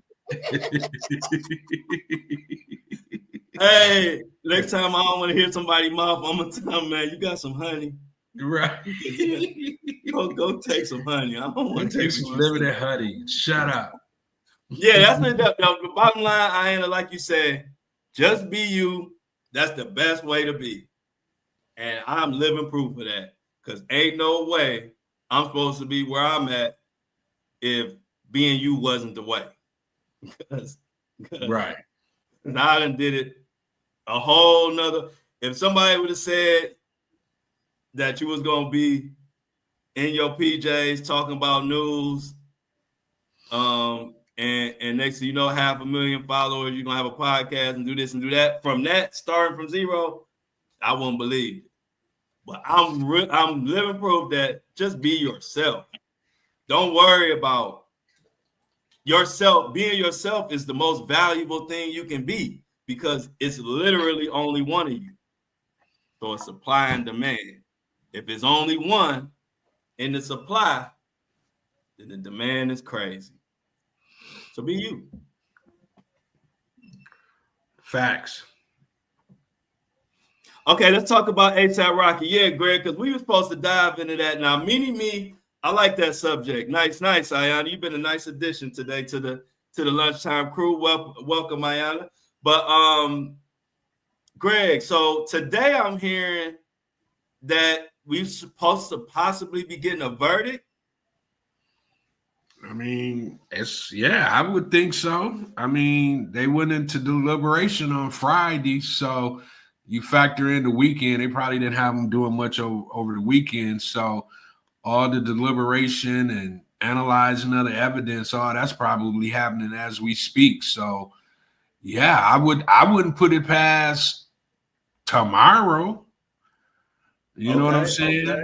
So, yeah, we should be hearing guilty, not guilty any minute now. Yeah, see, people saying, let's see, hold on. All right, so far, this is all I know. A$AP Rocky's lawyer, Joe, whatever his name is, expressed confidence in the rapper's upcoming exoneration as the jury in his ongoing assault case begins deliberations. Okay, so they're confident, but he said you never know what the jury is thinking. But we don't have anybody. Now, this is where I've been confused. Some people said he was facing 24 years, and then some people said he wasn't facing 24 years. Anybody can clear that? Can anybody clear that up for me? No, he was facing 24 years, but they gave him. They gave him. What do you call it when you get the they give you a deal. And his deal, I think his deal was for 18 months. Okay. And he said, no, I want to take it to a jury. But yeah, it was 20-some years that was on the table. And then I guess his lawyers, negotiated and got it down to 18 months. And then A$AP was like, no, I want to take it to court. Okay. So what everybody's saying about Gucci guilty? I didn't see that. What is everybody saying about A$AP Rally? The guy who was caught lying. Is he still on the chopping block, or did he make a comeback? No, he didn't make no comeback. Okay. No, he was a disaster, and everybody know he was a disaster. So no, he didn't make no comeback. He gonna be the reason if A$AP walks, he's gonna be the main reason he walks. Oh, right. Yeah. So Mini said Gucci came out with a new cologne called Gucci Guilty. I didn't see that, but I think I had Gucci Guilty. I had the real Gucci Guilty, like by Gucci. But that's what she means, right? Not the rapper. She talking about the rapper? I don't know what she's talking about. Hold on, let me. Because I've had Gucci Guilty before. Me too. The real color by Gucci. Right. No, Gucci put out a perf. Oh, a perf. Was it for women now? I guess. Because Gucci always had Gucci Guilty for men, but I guess maybe she's saying that they put out a Gucci Guilty for women. Maybe that's what she's saying. And Shauna said, "Relly is a chump." Yeah, Relly. Hey, Relly was getting dragged like Steve. Hey, look, who was getting dragged worse last week, Relly or Stephen A? I think that's a toss-up, bro. I mean, Steven got dragged, but his was a little bit more, friendly. Relly, they was, saying that he was the idiot of the world. So I think Relly. Yeah, Relly. Yeah, because when I saw, that's why I had to ask you before I got on Too Bad. I had to ask you, did he make a comeback? Because all I saw was him getting dragged. Like, that's literally all I saw on my timeline. I was like, oh, A$AP got to get off. Yeah, I think so. I mean, it was too many inconsistencies, lies. I seen at the end when they was getting ready to dismiss on Friday, the attorneys almost came to blows. Did you see that? Yeah. We talked about that too. I was like, what the heck is going on? I was like, man. But what was they coming to blows about? I just think it was because of something that was said. The attorneys didn't like what one of the other attorneys said to him. So yeah, it was crazy. Wow, bruh. Yeah. Hey, let's see what. Hey, look, Lauren said you hear about the man from Michigan that drove over 700 miles to set the house on fire of a man communicating with his ex. I ain't hear about that. No, I ain't hear about that either. I ain't hear about that. I just, hey, look, I'm gonna have to look that one up, Lauren. I didn't hear about that one, but they did go. They did throw the. They did almost throw hands though, those attorneys. But hey, Greg. So we didn't get y'all. Y'all don't know. Greg was a hooper back in the day. So from a former hooper, you know, when you say you was a hooper, that means you was a hooper. What you think about we talked about this earlier. What did you think about the All-Star weekend? I liked it. Okay. What'd you like about it? It was I like the fact, you know, I like when they come up with things for the All-Star game and it actually works. Like, you know, I like the competition. I like the, you know, to the first team to 40, you know, it brought out some competition from the young guys to the old guys. You know, I kind of get tired of just the normal East West. You know, there's no real competition until like the fourth quarter, you know, and then by that time, typically the game's already, you know, too far, either east or west, you know, blowing one another out. So this time I like the format and I like the competition of, you know, the teams playing against each other. So yeah, I liked it, man. I liked the slam dunk contest.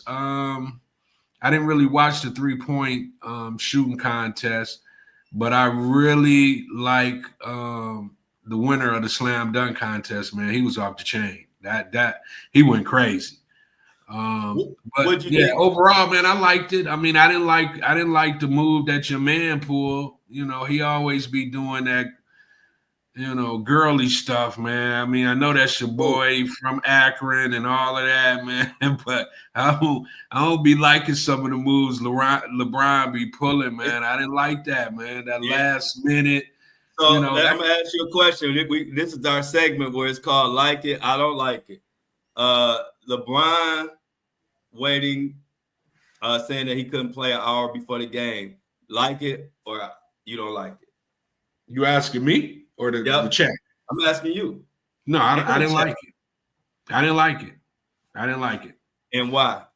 Because, man, I mean, you know, LeBron could have just done what Giannis did. If he knew he wasn't going to, LeBron ain't just know an hour or two before the game that he wasn't going to be able to play in the game. That could have been another all-star, you know, another individual to take that spot for the all-star game. You know, you don't really get a chance to be an all-star, man. So I just felt like he took a spot from somebody that he could have, you know, it just seems selfish to me, man. And LeBron can be selfish sometimes for whatever reason because he don't need to be. So I'm gonna play devil's advocate. You struggling for ratings, right? You the NBA, you're an owner. Now we talking. I'm talking to the commissioner, Greg, the businessman, the one who got to make sure that these TV viewerships match these contracts. So I'm gonna ask you this: if you was putting an All-Star weekend together, would you want Norm Peterson or LeBron James to say that we're gonna be there? Well, look, the All-Star game ain't really no, you know, he was gonna be there. LeBron was gonna be there. No. I'm asking, okay, you putting on the event. I'm just asking from a business perspective. If you putting on the event, is this your thing? Would you want LeBron announcing that he not gonna play a week or 5 days before the event, your face of your league pretty much still? Or would you want to say, hey, LeBron ain't gonna be in it, we got this new guy? I'm just asking you from straight business perspective. What would you do? Or what would you prefer? I mean, in that case, you got to go with the. And I'm not making no excuse for LeBron at all. I'm just talking about from the businessman, because LeBron, I still think the right thing to do is for LeBron to say that way ahead, let the other person come. I agree with that.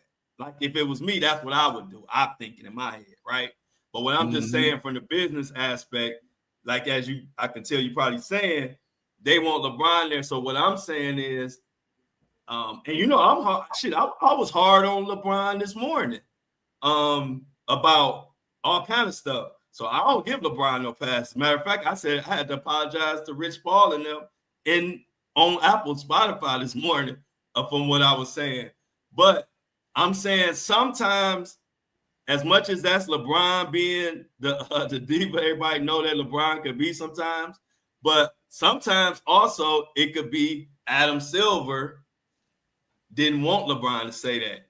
And then it all falls on LeBron. Because I just know from being a promoter, when you promoting something, you trying to make sure you make it look as good as it can. And saying LeBron ain't playing 5 days, 6 days, or however many days before the All-Star can really affect your viewership. That's just keeping it real.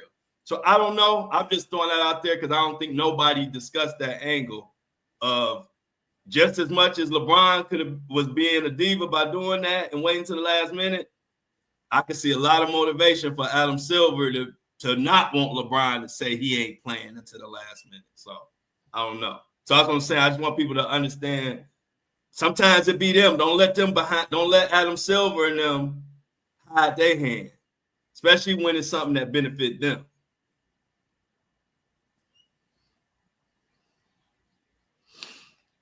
Okay. All right. I feel you. I don't like it. Yeah, I don't like it. I also don't like when top dogs get to hide their hand and the worker get all the blame. I don't like that either. Because a lot of times, you know, Greg, because you've been in the business at high levels, a lot of times it be the money person that's calling them shots or saying this or that. But it's the guys like me who in front of your camera that get all the arrows in our back. So I just put that out there so people will know that's an option. I ain't saying it is. That could have been 100% on LeBron. I wouldn't doubt it. You know what I'm saying? So I'm not even, this ain't even to stand up for LeBron because I don't have enough proof to say he ain't do that. If I was to put my money on it, I would say that was LeBron's decision. All I'm saying is, because nobody no sports analyst, nobody has made a point that it could have also been the leagues wanting that too. I just want to put that out there. That's all. But I don't like it. I'm pretty sure.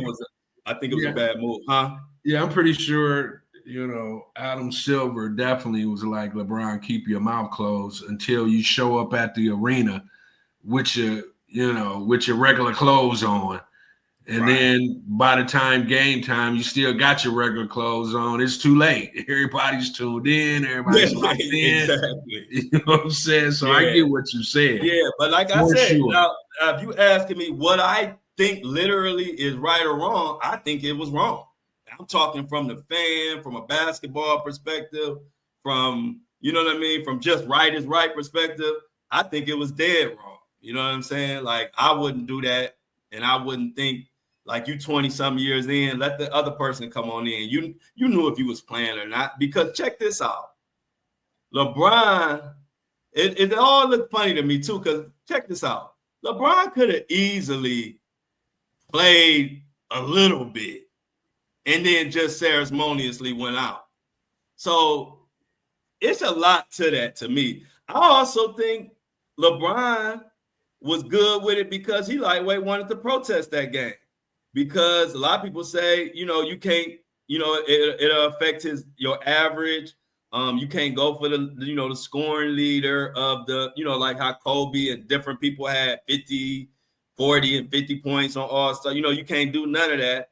And so it could affect his points per game. And somebody like him, just like when LeBron said on that press conference, he was just talking about it. He was like, yeah, and they called us the OGs. That's pretty cute or whatever. He wasn't really talking about it. But if I'm reading his body language, I don't think LeBron even like the idea of sharing the All-Star Sunday night stage with people who won All-Stars. That's just me talking. I think LeBron was also because he wasn't hurt enough where he can't suit up and come in and do a couple plays and go out. You know what I mean? He could have did that. He didn't even want to do that. Well, Draymond had a lot to say about the All-Star game, and he did not like it at all. Okay. Tell us what Draymond said, G. He said, that the individuals, like the younger guys, shouldn't have been out there. It should have just been like people wait a long time to be a part of the All-Star game. And, a lot of records are made during the All-Star game. A lot of history is made during the All-Star game. And he felt like this new format takes away from, individuals who worked hard all year long to get, to go to the All-Star game, get chose to go to the All-Star game. He felt like it took away, from those individuals, Yeah. So he didn't like it at all. But Oscar Robertson came in, I think today, and pretty much told Draymond to go sit down somewhere. That's right. pretty much what the big O told me. Like, man, go sit down somewhere, man. You're doing too much. Is how I deemed it from the conversation. And yeah, that makes sense. And like to go back to like the commissioner idea. That's like if I said if tomorrow I knew that Greg wasn't gonna be on for lunchtime, we can't tell nobody until the last minute. I don't want to announce now that Tom Johnson gonna be on tomorrow that nobody know, because people might not tune in. But if I say at the last second, hey, Greg, his voice, he ain't have enough honey, everybody still might tune in anyway. So it's the same thing, man. Greg, if you ever miss it, I'm gonna tell everybody at the last second. I can't tell them G Money ain't gonna be on 24 hours before the show. Nobody might not come. That's all good, though. But dog, man. I was good with the dunk contest. I just wish the stars would get back in it. I was good with the 3-point contest. Too. The skills is always. That's a good little warm up, like for the 3 and up. I just think I wish the stars would play. I didn't like that. I don't like that the All-Star game format though. But I also agree with you that I don't like when they don't compete and they wait to the end of the fourth quarter. So I don't know what. Oh, 2 things. We got to talk about Wemby and Chris Paul cheating. But we also got to talk about this. They are talking about bringing out 1v1 next year. They already doing it for the females. Yeah, they talking about bringing it out for the males. And Kyrie said he ain't ducking no smoke. What y'all think about that? You want my opinion? Go ahead. That would be the best All-Star weekend ever, bro. Yes. You know what I'm saying? To see, because all the, the dreaming of, man, I wonder if LeBron played KD, who would win? Right. And we get to see that. Yeah, man. They need to do that. Yeah, I agree. We get to see. Hey, look, we get to see. We always want to see what do somebody like Wemby and Kyrie. How would they one-on-one look? Right. Like Right. Wemby got the height, Kyrie got the speed and the Kyrie wizardry, and we never get to see what that one-on-one look like. But now we might. But I agree with you. They need to do that, Greg. They need to do the 1v1. That will bring All-Star Weekend back. Did you guess what? Another thing about the 1v1, I mean, it depends on how they do it, because if Kyrie in it, hopefully they could get a lot of real stars, right? But the thing about the 1v1 is, any NBA player, you're going to want to watch. I mean, you know, you definitely want to see like a Kyrie and a couple people we know, but any NBA one-on-one game or tournament will be sweet. What you think? Yeah, because I mean, I looked at the females, you know. Okay, the females was dope. The WNBA players, and the top female just played I mean, the female she played was good too, but she wasn't her. Mm-hmm. And she got beat down. Who got beat down? The top WNBA player, the one who everybody thought was going to win in the 1v1. Wow. The other girl mopped her up. Wow. I think it might have been like 11 to 1 type of mop up. Oh my God. You know, I was about to say, because what that 1v1 does is it gives lesser known talent a way to make a name for themselves. Right. And then people like Kyrie, you're going to have, because you don't have to have a bunch of stars, but if you just had Kyrie, you only really need one or maybe 2 or 3. Like if Kyrie in it, you could have a bunch of what's that guard for Boston and them type of guys. You know, just guys that we don't really even know. You can have a bunch of them in there, and we all gonna watch. And like you said, we might all be looking for Kyrie to win, and then somebody else that we like, wow, we got to get this other person some credit. Right. I mean, because you got to think about it. If you got an opportunity to go 1v1 against LeBron, you trying to take his head off. Right. I'm about to say, I'm sure they'll have it, but you're gonna need real referees for that too. No, they have real referees. They do. Okay, good. Because you know one thing about a one-on-one, especially when it's 2 people who both think they're supposed to win. I've been in it all the time because I was a hooper. I tell you, that was my first dream and the first thing I was good at in life, that I was better than a lot of people. But I don't care. I had a one-on-one against one of my good friends. It turned into a bloodbath, nearly a fight. Like one-on-ones, if you don't have a ref, you know what they can turn into, Greg. I was just in Florida. This is funny. We were just in Florida. We had a full court basketball court in the backyard. And my girl's dad, we hooping, bro. And me and him almost came to fisticuffs, bro. See? Y'all heard that? I ain't know this story. I just know nothing one-on-one against 2 competitive people is more violent than football. Yeah, it's not a game, bro. Me and my good friend that I played one-on-one, before we played one-on-one, we never had an argument in our life. We played one-on-one, and we was trying to unalive each other. Because you know what happened? I started backing him down, posting up. He started pushing me in the back with his forearm.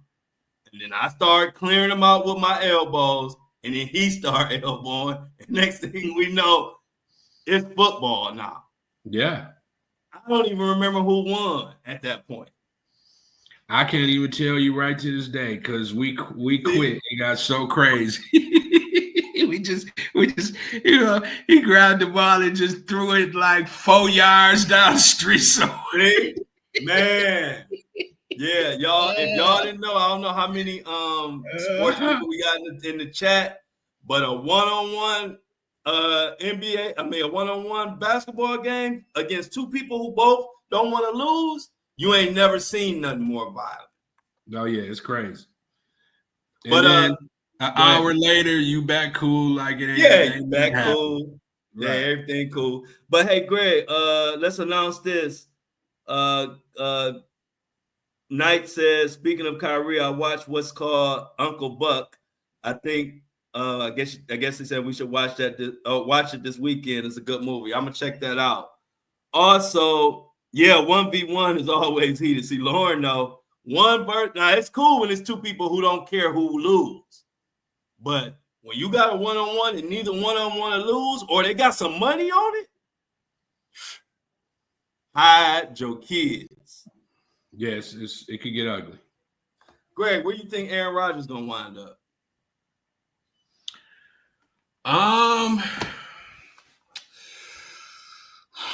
That's a good question, bro. I haven't really thought about it. Probably New Orleans. Okay. That's probably where he's gonna end up.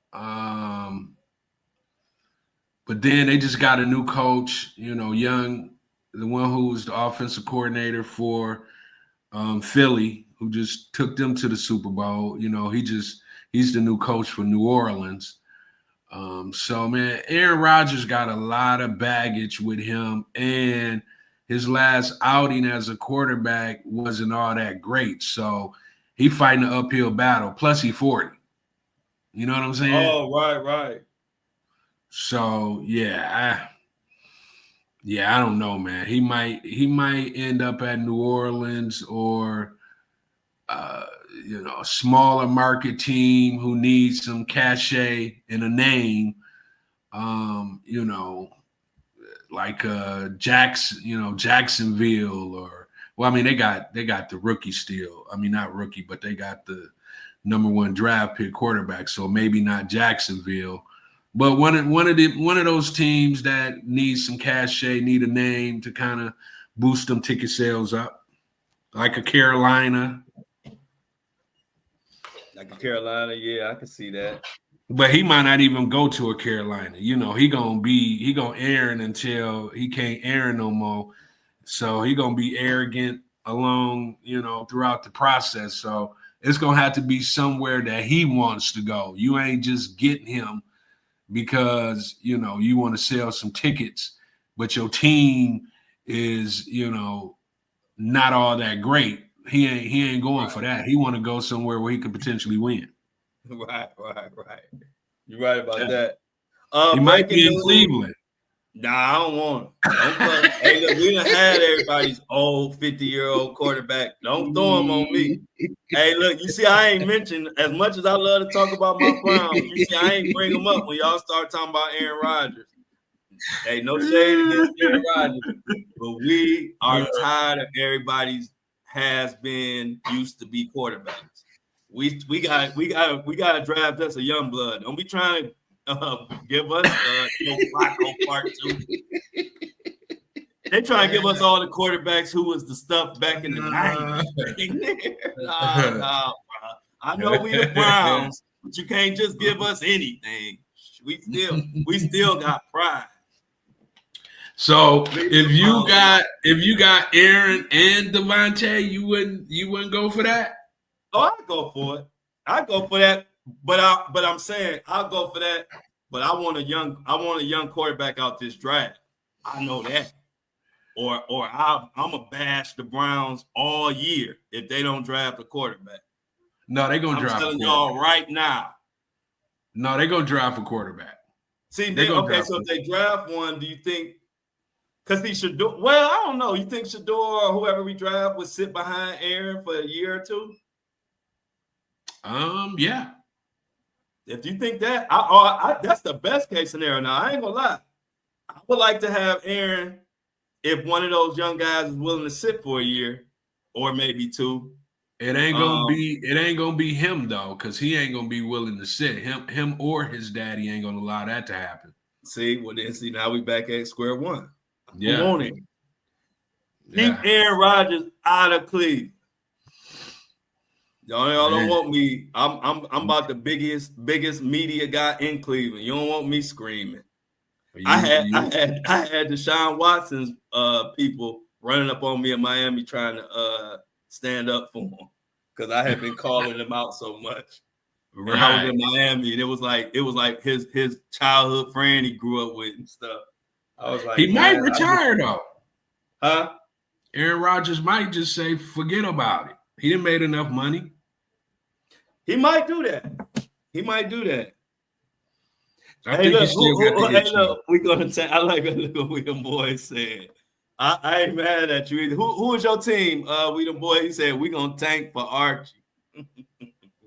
Hey, look, Arch Manning is like destined to be a great quarterback. I think it's written in a book.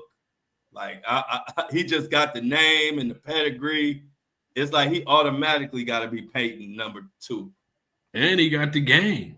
Yeah, he got the game. Oh yeah, I've been watching him since high school. He got the game. So who is your team? We them boys. Cowboys. You see who he put up there. Okay, Cowboys. Okay. Oh yeah.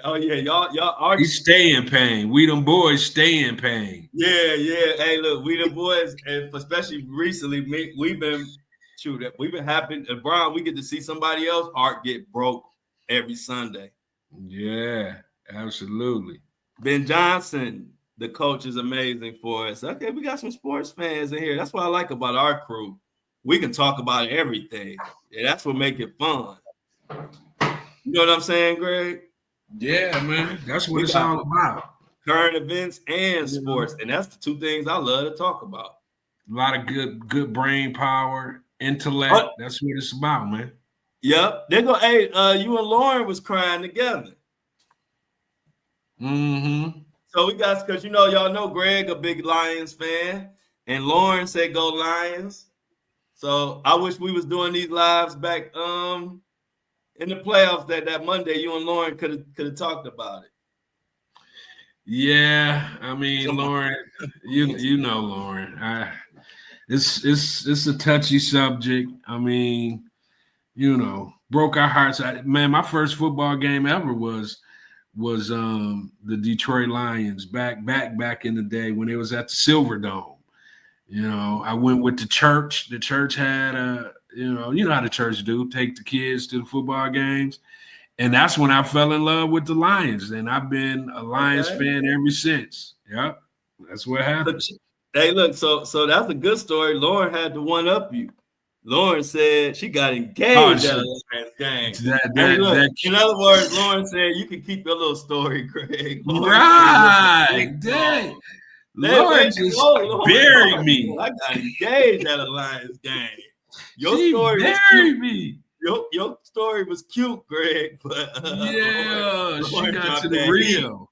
Yeah, she got to the real. Yeah, she got to the real. She might have been on the Globatron. Yeah, she probably was on the Globatron and everything. That's why I said I pictured the something flying around in the air. Even though, hey, look, I don't know if y'all got a dome. They flew in the dome. They had we had a dome back then. Yeah, we had a dome. The blimp flew in the dome and had Lawrence and her husband. No, her husband said, "Will you marry me to Lauren?" And the big blimp came across. That's how I'm picturing it. Yeah, man, she was on the big Tron. Yeah. So what was your story? Hey, Greg, I don't even remember. What was your story again? What'd you say? What was your story? I don't even remember. What was Greg's story, y'all? Lauren just shut it down. I don't even remember. Greg said he was at I was a kid at church, and it don't even matter because the proposal took the kid in church out. Yeah, but I think his first Lions game, it was a church trip with the school, and then Lauren said she got married on the 50-yard line. But that's dope, though, for real. And so, my boy Felix, you said New York everything. So, what you New York Giants? Oh, I feel for him. Hey, Felix, you New York Giants, the Jets, New York what? let's be specific. We need to know what team that we need to give you some crap about when they lose. Oh, sweet. Okay. Look, Shauna know how she learned the art of whether you know about the sport or not, just cheer and root. You see, she said her husband played for the Browns. You ain't see that earlier? I ain't see that. Yeah, her husband played for the Browns. Oh man, Shauna just moved all the way to the top of the leaderboard of the crew right there. What? Yeah, you know, I'm a Brown fanatic. What's I mean, you might want to say who? Oh, Pepper Johnson. That's my dog. What the heck? Shauna, if I told my dad, wow, if I told my dad your husband was Pepper Johnson, he would. I would have to make sure I told him he was sitting down first. I know about Pepper Johnson because of my uncles and my dad. I mean, I used to watch him, but I'm saying they used to love Pepper Johnson. They used to love Pepper Johnson. That's what's up. Tell your husband that my family was probably the biggest Pepper Johnson family fans ever in Cleveland. You know about Pepper, Greg? Yeah, I know about Pepper Johnson. Absolutely. I think, didn't he used to play for the Giants too? I think so. Yeah, I think he used to play for the Giants too. Because, you know, we was all, man, my uncles love Pepper Johnson. Every time Pepper Johnson did something. I think he used to play with my peoples from Flint, Carl Banks back in the day. Yep. Carl Banks. Yeah. Wow. That was when our defense was crazy. Mm-hmm. Back then, that's when we had our defense. We had Bubba, like we had the front seven was crazy. Our cornerbacks, Minifield and Dixon was crazy. Man, we had some, man, I don't even want to talk about that. Y'all about to make me, I hate this new team. Tell Pepper I hate this new team. I want the old Browns back. Pepper, ask Pepper, can he suit up again? We need some OG blood. We did it. We interviewed on our podcast. We interviewed Carl Banks, and he talked about Shauna's husband. If you ever listen to it and listen to it, Hey, Shauna, we got an interview that Greg did with his podcast, The Flint Story. We might have to debut that on this channel to get y'all acquainted, because he did do a great episode where he interviewed Carl Banks. No, it's crazy. I didn't know I said it was crazy, man. Carl Banks. Yeah, we might have to. Hey, Greg, we might have to drop that on the channel, especially if we go ahead and have our meeting. Okay. That we were supposed to have yesterday. Right. Wow, so that's good news though. So shout out to you, Shauna. Big fan of Pepper. I grew up, my whole family swore by that whole team. He from here. He from Detroit. Okay. Yeah. Wow. So she's got her wedding dress from the Banks store in NY. Banks that's chain. That's sweet. But that's what I like about this community, man, because we talk about everything. Everybody has a story, and we interested in everybody's story. Yeah, I don't just want to hear about me. Greg just don't want to hear about him. I want to hear about y'all, and y'all want to hear about us. And that's the beauty of this thing that we do. Is everybody is happy for everybody, and everybody roots for everybody. And that's what we about, ain't it, Greg? Me and Greg ain't never hated on each other. Never. And we've been doing all kind of big business, small business, made a lot of money, lost a lot of money, and we ain't never switched up. Never hated either. Never. And we ain't even told y'all them stories yet. Hey, look, everybody say bye to KC Knight.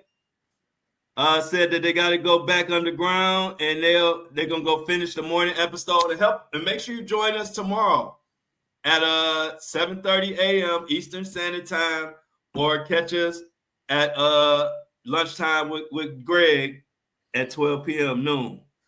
Everybody, I think we got, let's do the we outs. We about to get on out of here. We ARC, hey Greg, I told him we love our people so much. I did 2 in the morning, and we just did 2 just to make up, because I know a lot of people wanted to do this yesterday.